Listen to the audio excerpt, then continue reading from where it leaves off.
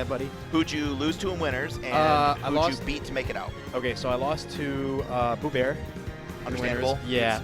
Got like I didn't feel like I got ran over. That's always like, especially somebody of like Savon's like skill cap. Like, dude, it feels like when you like do well, you're like, God, yes. Like this is doable. Like I'm making progress. I can see it. Yeah.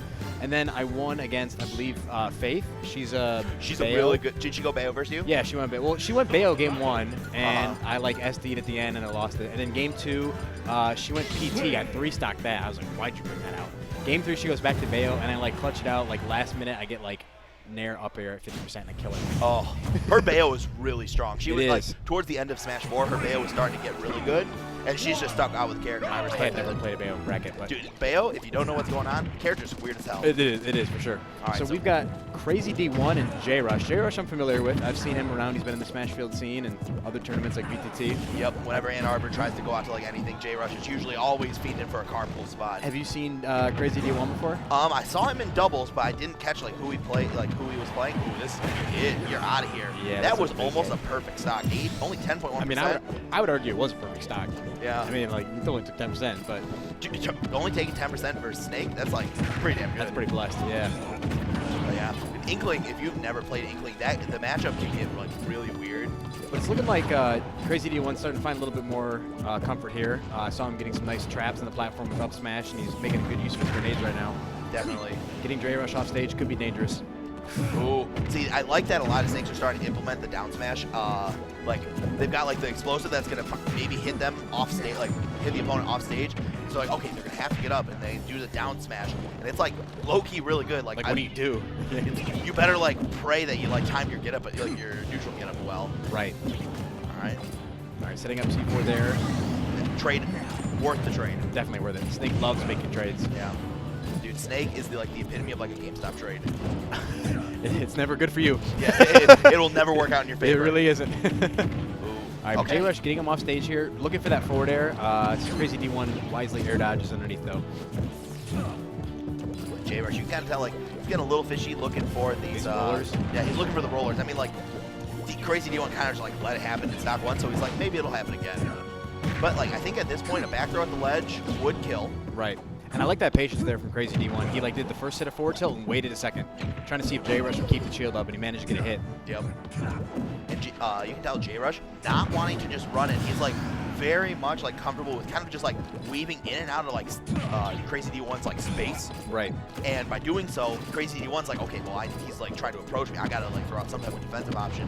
And J-Rush is able to like capitalize on it. Exactly. Yeah. Sorry to cut you off. Oh no, that's good. Finish each other's sandwiches, man. Exactly, bro. I feel that. Oh all right, my God. Looking for a brazy read. Not gonna work out. That was a crazy read. Yeah.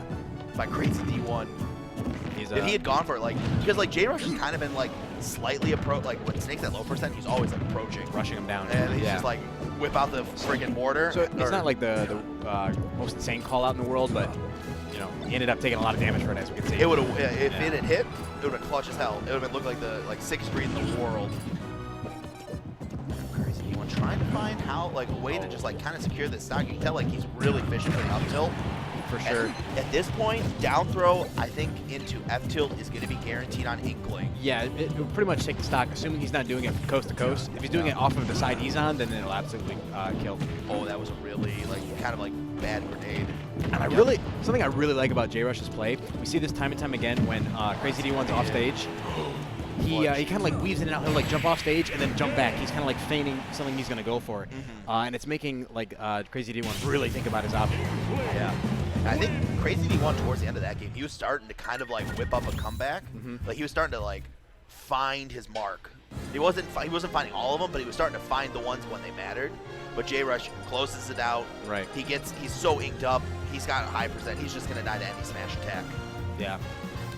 And I think what you said earlier was really true about the fact that J-Rush is kind of just like taking his time, picking his moments to go in. Yeah. And it's worked out for him very well. So. And that's really what you're supposed to do with Inkling. You got to almost play it like it's Splatoon. You want to find your like opportunities to like make like you're bobbing and weaving, dude. Push your advantage. Know when you're ahead to like play defensive and like let your opponent come at you. So interesting pick here. I mean, I'm not sure what J-Rush banned, but we're going to Smashville. I would think that Snake would like a little bit more room. but maybe he's feeling that, you know, he doesn't want J-Rush having that extra room, and so that way he feels like he's more pressured by the traps that CrazyD1 is putting out. Definitely.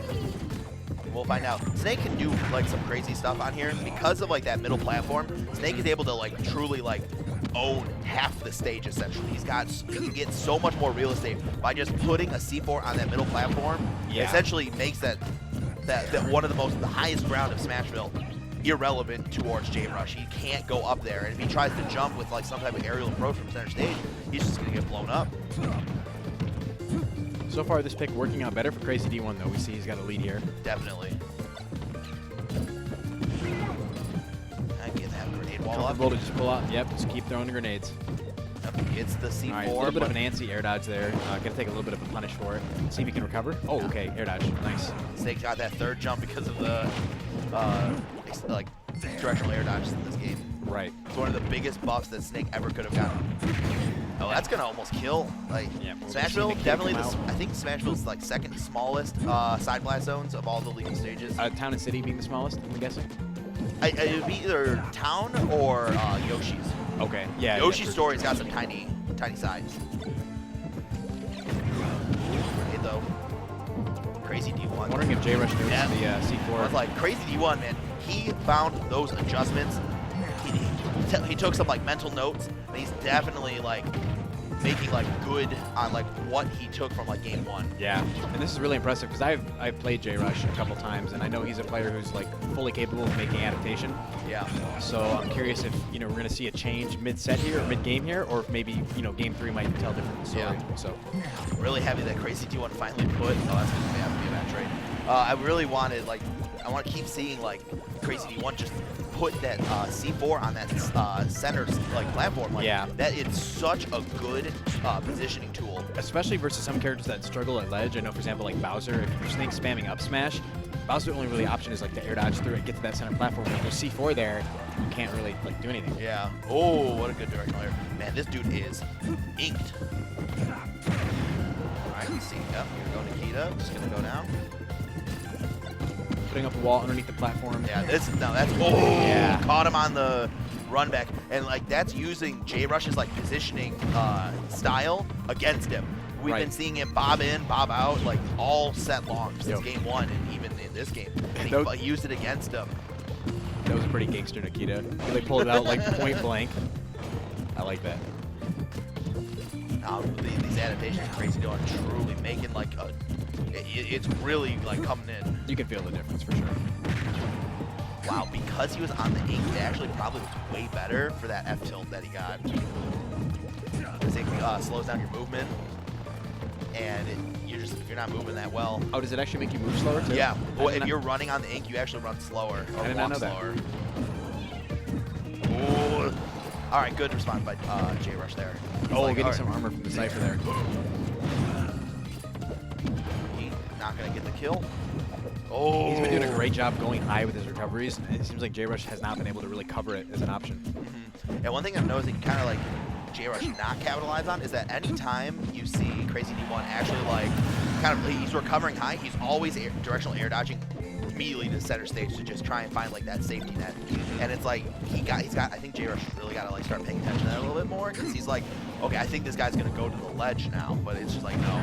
Something I'd like to see CrazyD1 change up, and I noticed that whenever using Nikita, he's trying to like pinpoint sweet spot that ledge, but J-Rush has never really been caught by it. I'd like to see him maybe kind of like do a preemptive loop around and then cancel it. Maybe that'll catch J-Rush and the ops to hang on the ledge for too long. All right, J-Rush finding his grab, getting D1 off stage. It's a little dangerous for Snake right now. Yeah, this is also getting into a dangerous territory for Inkling. F tilt, up tilt territory, and now we're seeing that game 3. Gooshi, I'd like to see a repeat of that. That was such a clutch spot dodge. Did you just notice that? Yeah. That was like...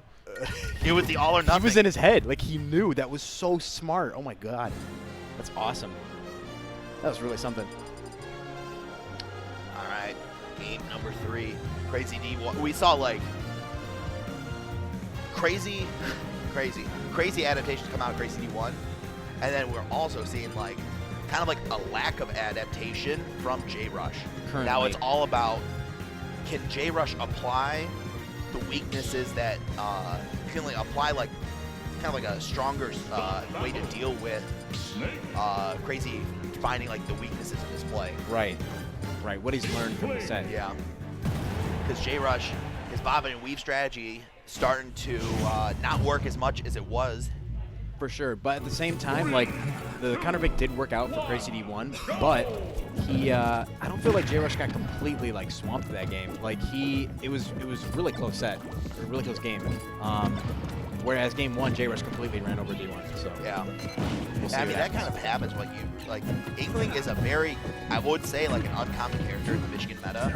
Like if you're attending like Smashfield and BTT, you're kind of lucky because you might fight like Amiibo King or Jahaira. Right. But like Inkling is not that common of a character in this state.